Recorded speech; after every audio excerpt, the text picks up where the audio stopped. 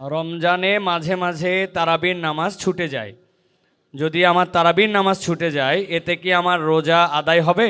রোজার নিয়ত কোনটি বা কিভাবে করব? নিয়ত পড়া কি রোজা রাখার জন্য জরুরি? একটা প্রশ্ন এসেছে, সাহারি ও ইফতারের কোনো দোয়া আছে কি? এটি কি বাংলায় পড়া যাবে?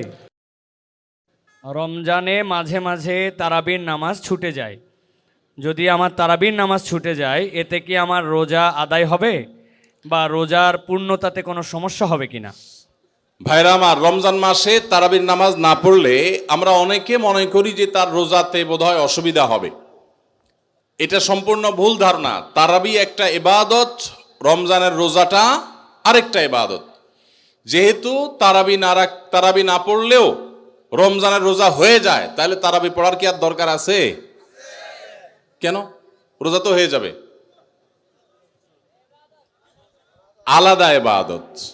রোজা রাখা একটা ইবাদত, তারাবি পড়াটা আরেকটা ইবাদত। নবী করিম সাল্লাল্লাহু আলাইহি সাল্লাম একই হাদিসে দুটি কথা বলেছেন, মান কামা রমাদানা ঈমানান ওয়া ইহতিসাবান গুফিরা লাহু মা তাকাদ্দামা মিন যামবি। একই হাদিসে বলেছেন, মান সামা রমাদানা ঈমানান ওয়া ইহতিসাবান গুফিরা লাহু মা তাকাদ্দামা মিন যামবি।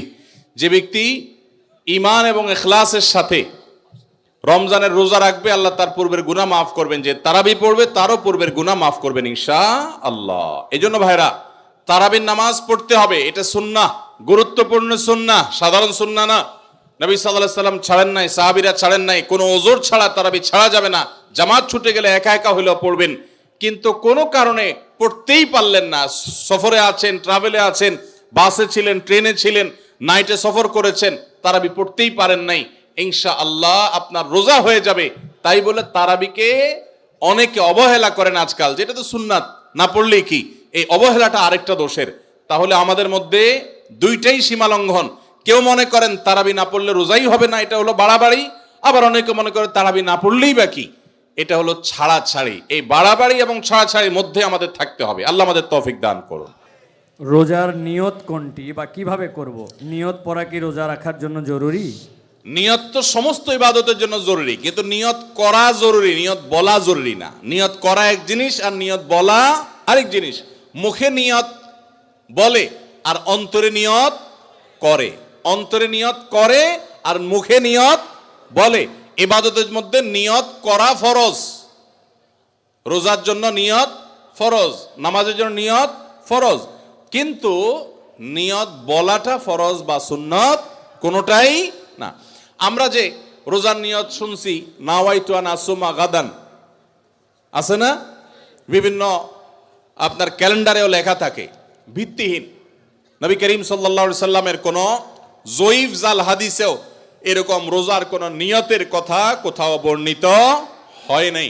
ইসলামের নামে নকল আমল করলে সওয়াব হবে না গুনাহ হবে? খবরদার। এই জন্য আমরা মেহেরবানি করে, আমি কি জন্য ভোর রাতে উঠছি? সারি খেতে উঠছি। সারি খেতে উঠছি মানে কালকে রোজা রাখবো, এটাই তো আমার নিয়ত। মনের ইচ্ছা আছে, ইন্টেনশন আছে, এটাই নিয়ত। মুখে আলাদা নিয়তের উচ্চারণ দরকার নাই। একটা প্রশ্ন এসেছে, সাহারি ও ইফতারের কোনো দোয়া আছে কি? এটি কি বাংলায় পড়া যাবে? ইফতারের আমরা দোয়ার কথা জানি ভাই। ইফতারের একটা কমন দোয়ার কথা আমরা জানি, আরেকটা দোয়া আছে আনকমন, যেটা আমরা জানি না। দুইটা দোয়া আমি বলছি। এক নম্বর হলো ইফতারের দোয়া, যেটা কমন আমরা জানি, সেটা হলো আল্লাহুম্মা লাকা সুমতু ওয়া আলা রিজকিকা আফতারতু। এই দোয়ার অর্থ হলো, হে আল্লাহ, আপনার জন্য আমি সিয়াম সাধনা করেছি, রোজা রেখেছি, আর আপনার উদ্দেশ্যেই আমি ইফতার করেছি, অর্থাৎ আপনার নির্দেশের পালনার্থে আমি ইফতার করেছি। এই যে আল্লাহুম্মা লাকা সুমতু ওয়া আলা রিজকিকা আফতারতু, এটা ইফতারের একটা দোয়া।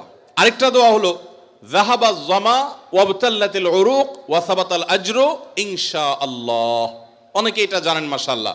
যাহাবা যামা গেছে, ওয়াবতাল্লাতিল উরুক, আমার শিরা উপশিরাগুলো সব সিক্ত হয়ে গেছে, ওয়া সাবাতাল আজরু ইনশাআল্লাহ, এবং আল্লাহ চাহেন তো এই রোজার বিনিময় আমার জন্য অবধারিত হয়ে গেছে। এই যে দোয়া ইফতারের, এটা কি ইফতারের আগে করবেন না মাঝখানে করবেন না শেষে করবেন? কি বলেন, ইফতারের আগে না শেষে? যারা যারা আগের পক্ষে তারা হাত তোলেন, মাশাআল্লাহ, বহু লোক। ভাইরা আমার, এই দোয়া ইফতারের পরে করবেন, আগে না। অনেকেই এই ভুলটা জানেন। অনেকে মনে করেন যে আগেই করতে হয়, আগে না। ইফতারের দোয়া কখন করবেন? ইফতারের শব্দের অর্থের দিকে খেয়াল করলে তো দেখতে পারেন পিপাসা দূর হয়ে গেছে, শিরা উপশিরা সিক্ত হয়ে গেছে, এটা কি ইফতারের আগে হয় না পরে হয়? তাহলে আল্লাহুম্মা লাকা সুমতু আলা রিজকিকা আফতারতু, আল্লাহ তোমার জন্য রোজা রাখলাম, তোমার রিজিক দিয়ে ইফতার করলাম, এটা কি আগে না পরে? পরে। অতএব এটা ইফতারের পর। তাহলে ইফতারের শুরুতে কি পড়বেন? বিসমিল্লাহ। বিসমিল্লাহ বলে যে কোনো খাবার খান, ইফতারও খাবেন। ইফতার খেয়ে ফেলছেন, 2-4 লোকমা খেয়েছেন, একটু পানি খেজুর খেয়েছেন, তারপরে দোয়া পড়তে পারেন। আর চাইলে একদম শেষ করেও পড়তে পারেন। আর এটা নিজের ভাষায় পড়লে হয়ে যাবে, কিন্তু সুন্নাত হবে, বেশি উত্তম হবে নবীজির ভাষায় পড়তে পারলে, সরাসরি আরবি টেক্সটটা পড়তে পারলে। আল্লাহ আমাদেরকে তৌফিক দান করুন। বাথরুমে অজু করার বিধান কি? একটা মোস্ট কমন প্রশ্ন, বাথরুমে ওযু করার বিধান কি? ভাইরা আমার, বাথরুমের ভেতরে কমোড বা প্যান, এটার সাথে আপনার অজুর যে টেপ বা বেসিন, এটার যদি কোনো পার্থক্য না থাকে, অর্থাৎ মাঝখানে কোনো আড়াল বা ব্যবধান না থাকে, তাহলে এই জায়গায় অজু না করে অজুটা বাহিরে কোনো ট্যাপে করা উত্তম। কেন? কারণ অজুর একটা গুরুত্বপূর্ণ সুন্নাহ হলো বিসমিল্লাহ পাঠ করা। টয়লেটের মধ্যে বিসমিল্লাহ পাঠ করাটা মাকরুহ। টয়লেটে বিসমিল্লাহ পাঠ করা কি? মাকরুহ। যেহেতু মাকরুহ, অতএব হয় আপনি বিসমিল্লাহ ছাড়া অজু করবেন, তাহলে অজুটা একটু ত্রুটিপূর্ণ হলো, আর না হলে বিসমিল্লাহ জোরে পড়বেন, তাহলে আপনি মাকরুহ করলেন। এই জন্য বাথরুমের বাইরে বিসমিল্লাহ পড়ে অজু করবেন। পাও ধোয়াটা বেসিনে ধোয়ার ব্যবস্থা নাই, ভেতরে যায় ধুলেন, বাস, তাহলে হয়ে গেল। আর যদি বাহিরে কোনো বেসিন না থাকে, কোনো টেপ না থাকে, তাহলে টয়লেটের ভিতরেই অজু করতে পারবেন, কিন্তু বিসমিল্লাহটা মনে মনে বলবেন। আর যদি নিজের বাসা হয়, তাহলে সেক্ষেত্রে মাঝখানে পার্টিশন দিয়ে দিলেন কমোড এবং অজুর, অথবা আজকাল প্লাস্টিকের পর্দা পাওয়া যায়, সেগুলো দিয়ে দিলেন, তাহলে ইনশাআল্লাহ আপনার সেখানে বিসমিল্লাহ বলতে কোনো অসুবিধা নাই। টয়লেটের ভিতরে যদি কেউ অজু করে, অজু হয়ে যাবে, নামাজও হয়ে যাবে, কিন্তু উত্তম হলো বাহিরে করা। জি। আমি একজন ট্রাক ড্রাইভার, আমার পরিবার এবং সন্তান আছে, কিন্তু আমার স্ত্রী আমার কথা শোনে না, আমার করণীয় কি? ভাইরা আমার, মা বোনরা স্বামীদের কথা না শোনা, স্ত্রীরা স্বামীদের কথা না শোনা, এটা একটা ব্যাধিতে পরিণত হয়েছে। পশ্চিমাদের মুখরোচক স্লোগানে আমাদের অনেক মুসলিম নারীরা বিভ্রান্ত হয়ে গেছেন।